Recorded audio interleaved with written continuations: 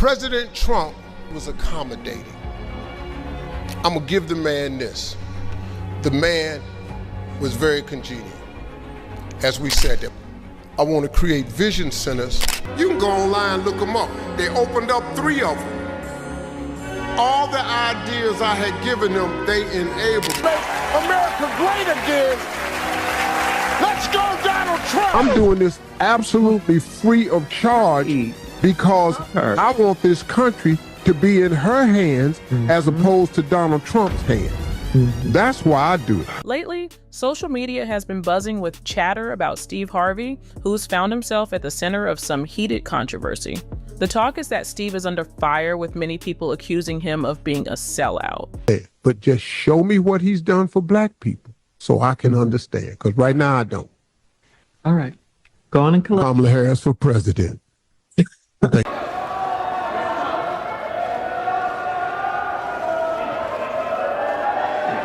everybody. Great friend of ours, Steve. Everybody knows Steve Harvey. Everyone having fun? You having fun? Sure. Steve just came up to say hello. Steve? Mr. Trump, can I ask you, sir, how concerned are you some of your cabinet nominees are speaking on Capitol Hill on issues like Russia, Iran, the border wall, and because some of their statements conflict with some of what you have said in the past? You know, that all gets straightened out. We want them to be themselves, and I told them, be yourselves and say what you want to say. Don't worry about me.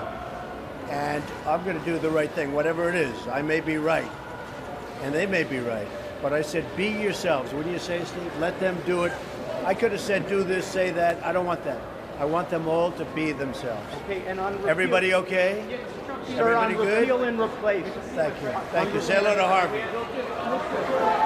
Repeal and replace is going great. Sir, Mr. Trump,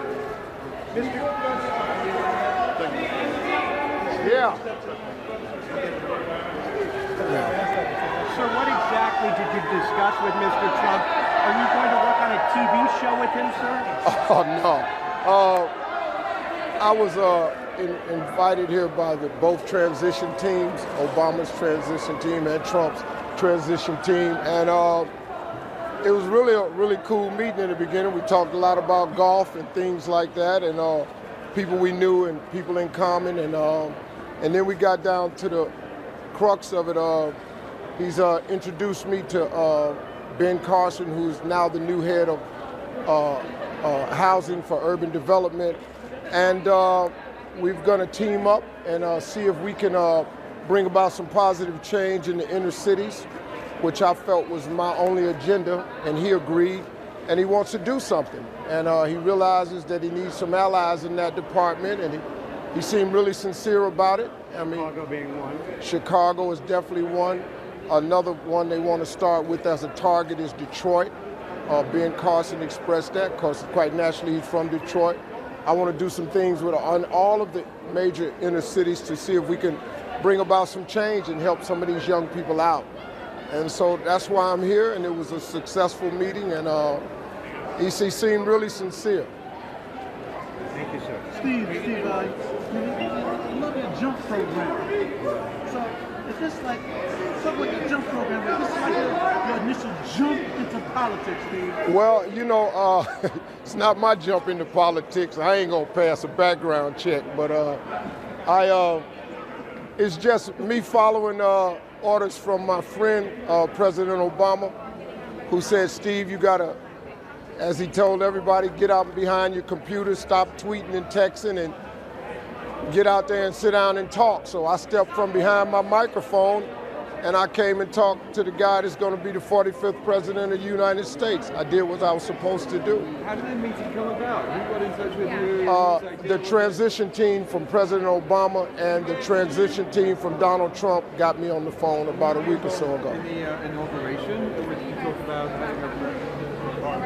No, I'll be turning 60 on Tuesday, and my wife is taking me far away. So I won't be at anybody's inauguration because my wife said no. The Trumps being on Family Feud. Yeah, against the Obamas, that'll be good. Or how about the Clintons? If I could set it up, it'd be skyrocketing for the ratings. Yeah. Is it worth getting? Maybe you should call them, start those calls in this afternoon. I would, you know. I'm handling everything pretty good. You know, of course, it's an honor to be invited to talk, and I think that's the only way that we're going to unify our country. We got to talk. You know, President Obama said you got to sit down and talk, and I really enjoyed the conversation. He seemed really sincere. He was a genuine person in the meeting. Do you have any lingering things you still want to talk further about, or you're still concerned about? You haven't quite heard what you want to hear yet, or well, I mean, you're exactly on the same page now? For this, we got off to a great start. I think it could be the beginning of something, but for them to invite me here to talk about a specific problem and thought that I might be able to help. I know I got a big radio show, you know, I got a lot of people listening every morning, so I've always been concerned about inner city problems because they're huge. My mentoring my mentoring program has been a part of this type of, and that's what I want to see happen.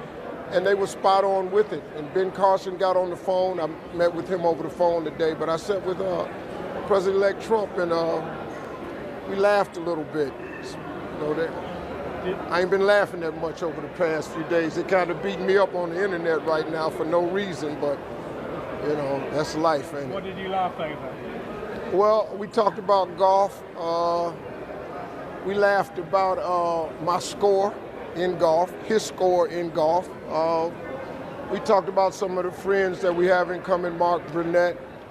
Talked about TV shows, things like that. He's a fan, so he's seen it. I met his daughter; she was very sweet. So, I think we're off to a good start. Steve, how do you move between being a comedian and a spokesperson, and being Steve Harvey, trying to also get the message out to the people, to everyone, and have that comedian and... Well, you know, it's two things in your life. Your career is what you paid for, and your calling is what you're made for. So I have a responsibility to the community that I service to try to be a voice and speak on some issues. And so they've heard me. They know where I stood on the election. But nothing's changed. But we got to talk. And I thought he was a great guy. You know, we really had a nice conversation. There has been a lot of doubt about his administration, about race. Jeff Sessions, his record in Alabama, some of the things the president-elect said during the campaign trail about the inner cities. Yeah. Are your doubts fully gone, or are you going to still try and work them out with him? Well, I mean, you know, look, you don't kill it with one conversation, but you can start it with the conversation. So, you know, a lot about what people say, well, now it's time to see what you do. So, and he said he wanted to do something. You can't beat better than that, you know, and so we're going to see. I've been put in contact with Ben Carson, which was great. I spoke with him, and so we're gonna get some things started. And they have a plan for the inner cities, but they need help, and so that's why they called me. And so I'm assuming. So we'll see what I can do. Steve, do you support the Sessions nomination? The Sessions nomination? Yeah. I don't really know anything about it. I mean, Ed, you were asking that. You know, he had a testing hearing this week in which some questioned whether or not he was on the right side of history in terms of his work in the civil rights. Yeah. So be careful. Well, yeah, I mean. But is it something you've not sort of... Well, I don't really like commenting on stuff I don't really understand or know about. You know, I'm not a politician, man, to be honest with you. I'm hoping that these people can straighten it all out, but I want to get in here and just do my share. And I had a good conversation, and man, so moving forward, it ought to be good. I appreciate y'all. Thank y'all very much. Thank you, guys. Donald Trump is not going to be that bad. Don't run. He's going to make a Kia bring their ass over here and start building them desks and stuff in America, because he's going to make America great again. Let's go, Donald Trump! Voting is not supposed to be a symbol. Voting is supposed to be a transaction, a power transaction. You want my vote? We want your resources. You want my vote? We want the resources. Voting is not supposed to be a ritual. It is not supposed to be a symbol. It is supposed to be a transaction. You want my vote? We want some tangibles. If we can't get no tangibles, you can't get no vote. Steve Harvey said, They can't give us no reparations. What'd he say? We not going to get no reparations if we don't vote. You've been voting Democrat for 93 years, Steve Harvey. Been voting Democrat for 93 years, Steve Harvey. Been voting Democrat for 93 years, Steve Harvey. How many more years you got to vote Democrat to get some reparations? The problem with you black celebrities, the problem with you black celebrities, you are the new black bourgeoisie. You are the new black bourgeoisie. And you are going out of your way to stay relevant with the white power structure by trying to shame black people into voting for people who don't do anything with them. That ended with Barack Obama. That ended with Barack Obama, the new generation of American Africans. These under 30s today, they not like the under 30s of Barack Obama 16 years ago. See, 16 years ago, the 30-year-olds of today were 15.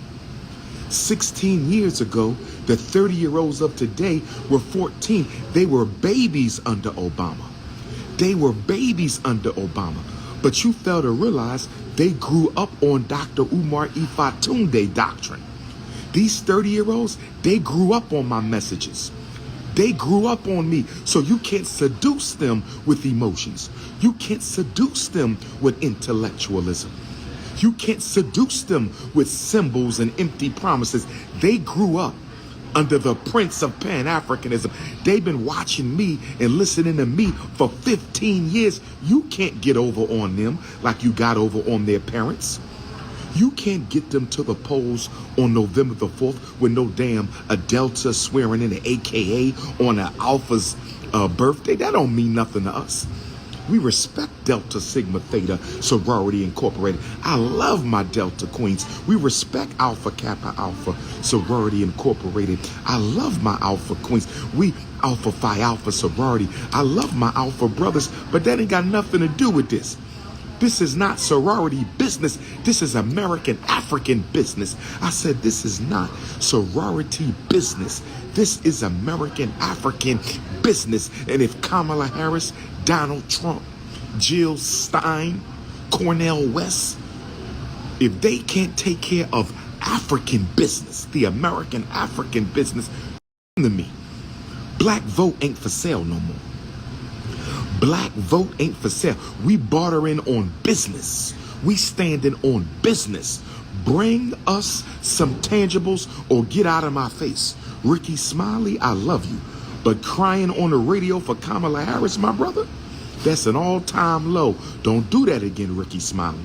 Don't you get on your radio show and cry for Kamala. Don't you do that, my brother.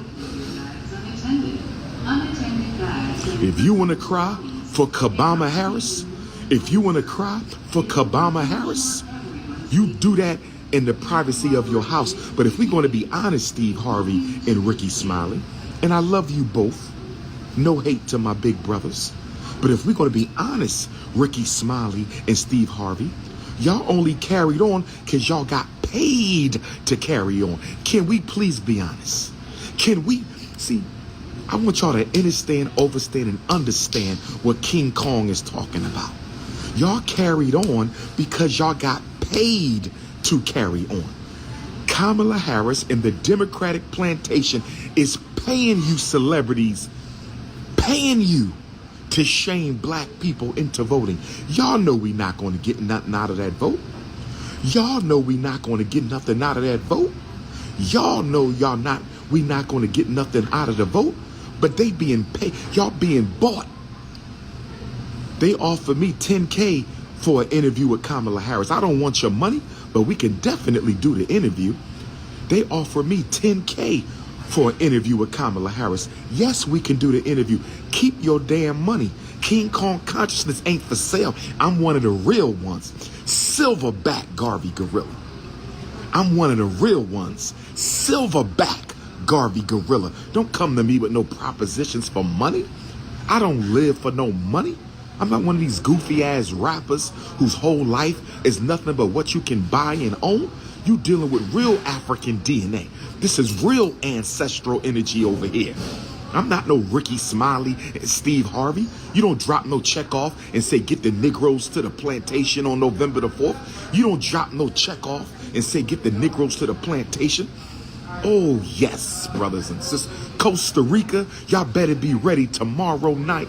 Limon province, where Marcus Garvey used to live, where Marcus Garvey used to work, where Marcus Garvey edited his newspaper, La Nacion, Costa Rica, Limon province. King Kong is coming in the footsteps of Garvey. All Central American Africans, get your ass to Limon province tomorrow. We're gonna organize. We're going to organize my Spanish-speaking African brothers and sisters. I said we're going to organize my Spanish-speaking African brothers and sisters. Limon in the footsteps of Garvey. Puerto Viejo Saturday in the footsteps of Garvey. Come on, Ricky Smiley and Steve Harvey. Ricky Smiley? Let me come on the Ricky Smiley show. Let's talk about election 2024. Let me come on the Steve Harvey show. Talk to me, Steve. How much did they pay you to push Kamala? The price is right. Steve Harvey, was the price right, my brother?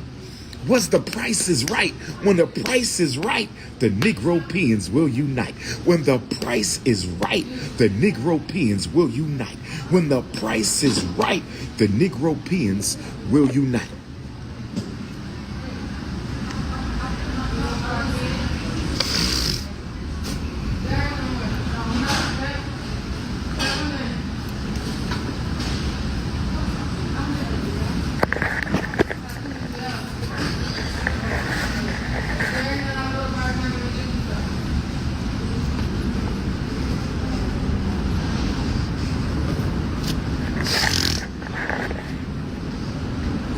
Talking about Medgar Evers died for Kamala Harris to be president.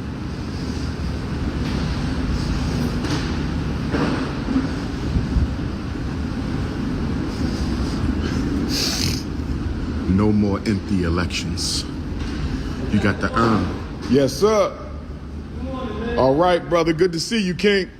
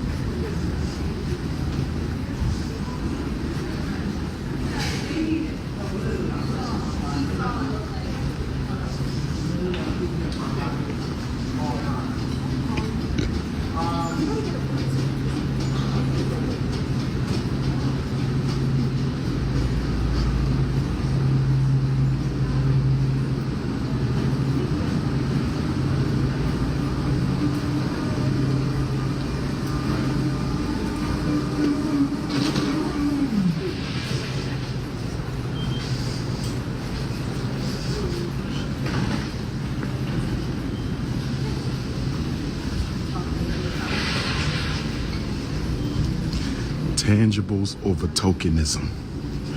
We want tangibles over tokenism. We want tangibles over radio talk. We want tangibles over television talk.